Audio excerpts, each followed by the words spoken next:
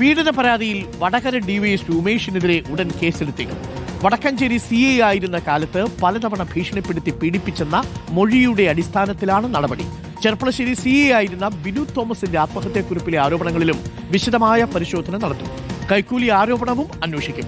ഇക്ബാൽ അറക്കലുണ്ട്. ഇക്ബാൽ, ആഭ്യന്തര വകുപ്പിനെ പ്രതിരോധത്തിലാക്കിയ ഒരു കേസ് കൂടിയാണിത്.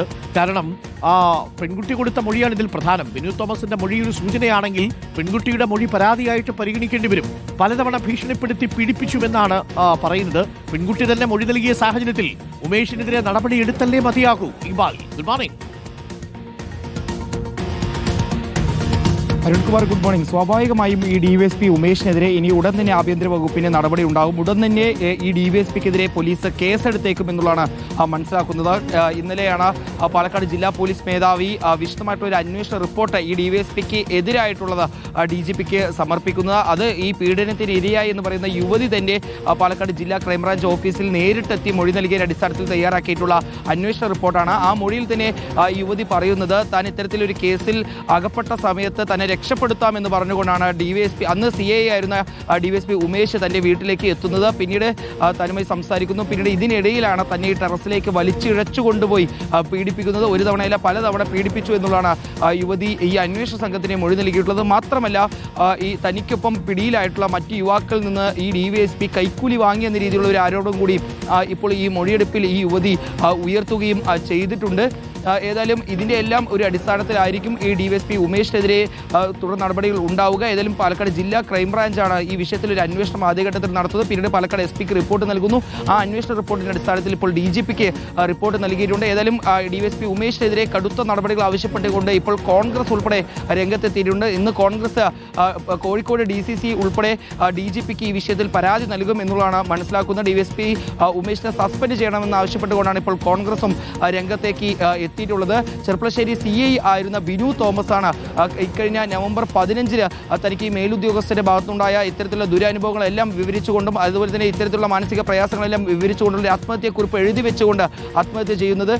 ഏതായാലും അതിനുശേഷമാണ് ഈ ഡിവൈഎസ്പി ഉമേഷിനെതിരായിട്ടുള്ള ഇത്തരത്തിലുള്ള കാര്യങ്ങളെല്ലാം ഉയർന്നു വരികയും ചെയ്തിട്ടുള്ളത്. ഏതായാലും ഇയാൾക്കെതിരെ ഉടൻ തന്നെ കേസെടുത്ത് നടപടികൾ ഉണ്ടാകുമെന്നുള്ളതാണ് മനസ്സിലാക്കുന്നത്. അരുൺകുമാർ, ഓക്കെ, വളരെ പ്രധാനപ്പെട്ട കാര്യമാണ്. നോക്കൂ, ഈ കേസുകൾ തമ്മിലൊരു സമാനത കൂടിയുണ്ട് അല്ലേ ഇക്ബാൽ?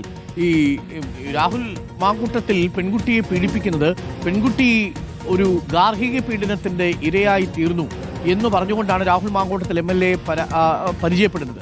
ആ വിഷയത്തിൽ ഇടപെടുന്നതിന് പകരം ആ പെൺകുട്ടിയെ പീഡിപ്പിച്ചു.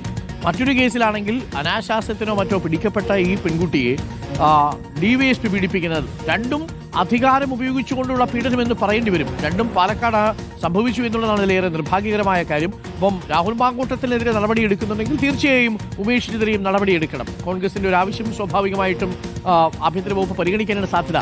എന്ന് വെച്ചാൽ ഉമേഷിന് ആ കുരുക്ക് മുറുകുകയാണ്. ഇനിയിപ്പോൾ തെളിവെടുപ്പ് കാര്യങ്ങളൊക്കെ ഉണ്ടാവുകയും ചെയ്യും. ഉത്തരവാദിത്തപ്പെട്ട പോലീസ് ഉദ്യോഗസ്ഥരാണെങ്കിൽ കുറ്റകൃത്യത്തിന്റെ വ്യാപ്തിയും ആഴവും കൂടുകയും ചെയ്യും. അപ്പോൾ ബിനു തോമസിന്റെ ഇനി കൈക്കൂലി അടക്കമുള്ള കാര്യങ്ങളിലേക്ക് കൂടി അന്വേഷണം വരുമ്പോൾ നമുക്ക് ലഭിക്കുന്ന വിവരമനുസരിച്ച് ഉമേഷിനത് കൂടുതൽ കുരുക്കായിട്ട് തീരും അല്ലേ? അരുൺകുമാർ, തീർച്ചയായും. കാരണം സഹായിക്കാം എന്ന് പറഞ്ഞുകൊണ്ട് വരുന്ന കരങ്ങൾ, ആ കരങ്ങൾ ഉപയോഗിച്ചുകൊണ്ട് പിന്നീട് ബലം പ്രയോഗിച്ച് പീഡിപ്പിക്കപ്പെടുന്നു. അതാണ് ഈ രണ്ട് കേസുകളിലും ഒരു സാമ്യതയായി തോന്നുന്നത്. ഉമേഷ് തന്നെ ഈ യുവതിയെ താൻ ഈ കേസിൽ നിന്ന് രക്ഷപ്പെടുത്താമെന്ന് പറഞ്ഞുകൊണ്ടാണ് ഇവരുടെ വീട്ടിലേക്ക് എത്തുന്നത്. ആ യുവതി അത് പിന്നീട് വിശ്വസിക്കുന്നു. ഇതിനിടയിലാണ് സംസാരിക്കുന്നതിനിടയിൽ ആ യുവതിയുടെ വീട്ടിൽ കുടുംബാംഗങ്ങളെല്ലാം ഉള്ള സമയത്ത് തന്നെ അവരെ വലിച്ചിഴച്ചു കൊണ്ടുപോയി ഇത്തരത്തിൽ ടെറസിലേക്ക് എത്തിച്ച് ആദ്യഘട്ടത്തിൽ പീഡിപ്പിക്കുന്നു. പിന്നീട് ഈ കാര്യങ്ങളെല്ലാം പറഞ്ഞുകൊണ്ട് പലതവണ ഇവരെ പീഡിപ്പിക്കുന്നു, ഭീഷണിപ്പെടുത്തുകയും എല്ലാം ചെയ്യുന്നു. ഇത് മാത്രമല്ല ചെയ്യുന്നത്, ഈ CI ആയിരുന്ന ബിനു തോമസിനെ ഈ കാര്യങ്ങൾ പുറത്തറിയാതിരിക്കാൻ താൻ കൂടി യുവതിയെ പീഡിപ്പിക്കണമെന്ന രീതിയിലൊരു ആവശ്യം പറയുന്നു. ഇത് നിരസിച്ചതോടുകൂടി പിന്നീട് ബിനു തോമസിനെതിരെ തുടർച്ചയായി പല ഘട്ടങ്ങളിലായി ഭീഷണികളാണ് ഉയർത്തുന്നത്.